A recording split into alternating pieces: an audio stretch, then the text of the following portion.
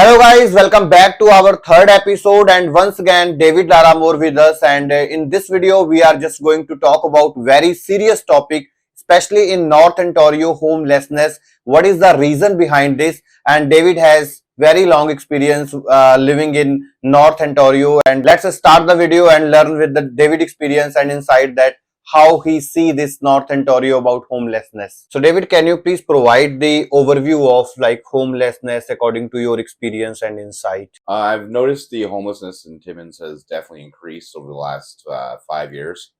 I'd say at least tripled minimum in what you can see. But there's also a lot of homelessness that you don't see. People always think of homelessness as people sleeping on the streets, sleeping on sidewalks, like that. But there's so much hidden homelessness that no one knows about.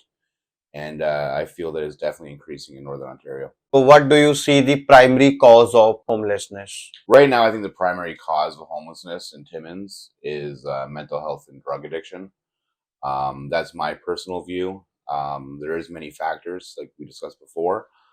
But at the moment, a lot of people that I've seen, and I know people that work with community groups, have mentioned that mental health is one of the key issues of the homeless population within Timmins. So how do you think that issue of homelessness is differs in rural area or like urban area in Canadian communities? I think there is homelessness obviously in rural areas, in small little towns around Ontario, all around Canada itself.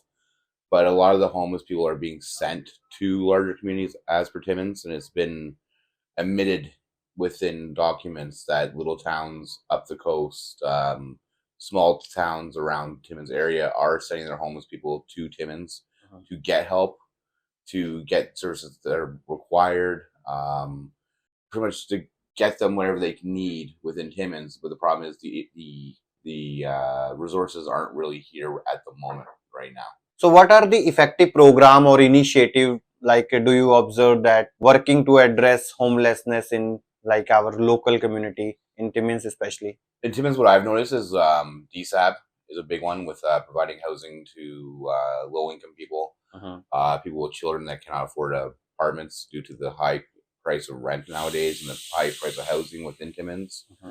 Living Space is another great example of an organization trying to take in the homeless at night and provide them with resources and also housing placement. And I've also noticed the Porcupine Health Unit has an outreach program where they travel around town providing meals, drinks, making sure that the homeless are okay, medical checkups, everything else like that. And then there's a few other small organizations within town that do help people that are homeless with food and shelter. And that's what I've noticed myself first. So how do mental and addiction is like interconnected with homelessness according to your observation? From what I've observed, there's a lot of substance abuse. It's increased over the last few years. Before, it was mainly people would smoke marijuana, people would do cocaine, small drugs like that. Well, not small drugs, but now with fentanyl, it's gone completely out of control. It's the new thing. Everyone's doing it. It's a problem, not just in Timmins, all across Canada. A lot of people with addictions, mental health issues, just seem to attract to using fentanyl now. And once you get in that habit, you're not in the right space to work. You're not in the right space to take care of yourself. You're not in the right space to take your own medicine.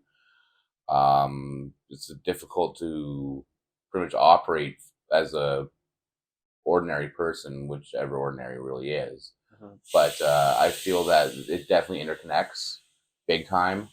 A lot of people that I've spoken to that work with organizations say that fentanyl is one of the key contributions for people that are homeless and the main drug of choice.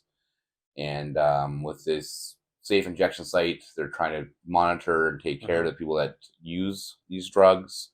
Places like the Living Space, staff are well trained to deal with people that use fentanyl.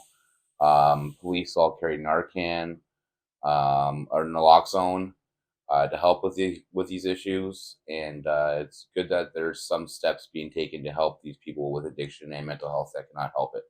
So what role community and like organizations and volunteer are taking to address homelessness according to you?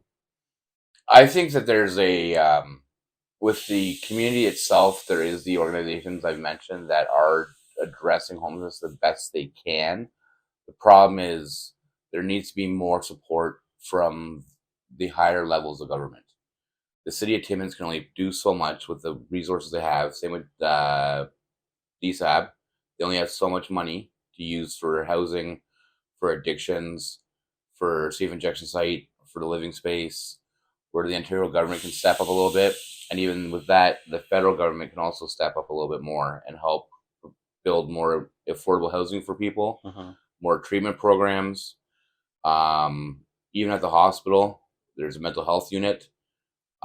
Personally, I have used this service before in my life, and I know that I've heard of people going that are in crisis with drug addiction and everything else, and being told there's no beds, there's no space. So there needs to be more accessibility to programs within Northern Ontario to help people with mental health issues, with addiction, with homelessness. Right now, with the rate of rent versus the rate of people getting paid, it's paycheck to paycheck. There's so many issues right now with homelessness, and it's such a complex issue. But I feel that the upper levels of government definitely do need to step up and help provide more assistance with the homeless people. So what will be your message to audience about homelessness and how it can be resolved according to you as the priority basis? I don't know if homelessness will ever be resolved. Personally, that's my opinion. But I think that people need to look at homeless people differently. A lot of people just view them as a burden, as not even a person, pretty much. Some of these people may have schizophrenia, they cannot help it. Some of these people may have addiction, yes, which people say, oh, they're just drug addicts, let them go, no one cares. Some people could be just a mother or a father that lost their job and couldn't afford rent anymore and now live on the street. I've been there where I had nowhere to go for a bit and I had to live in a hotel for a little while. And it's tough. It's hard to admit that you are in that position and don't have to, but just open their hearts a little bit and just realize what some people are going through and maybe put themselves in their shoes for once and just think how they feel when it's 30 below outside, standing there shaking with a coffee cup, asking for spare change. It's tough, and hopefully the governments step up, get some money flowing into these organizations that are helping the homeless, the living space in town, the safe injection site, DSAB, get the money flowing again. Stop with the cutbacks, stop with the excuses, and let's try to make this a better place for everyone to live in. Thank you very much, David, for your time, and thank you very much for sharing again. This is very serious issue in North Ontario especially, so it should be resolved at the priority basis. I know it's not easy to resolve, but it can be managed, it can be minimized, so it should be reduced, and government should attention in funding especially to the organization who are like initiating or like helping the people who are homelessness, so that this problem can be reduced and get some more like way to manage this like alarming situation. Thank you for watching this video. I hope you guys like this video. Please share with other people so that they can also know about this alarming issue. This is very serious, so it should be go to everybody. They can know about this. Thank you very much again.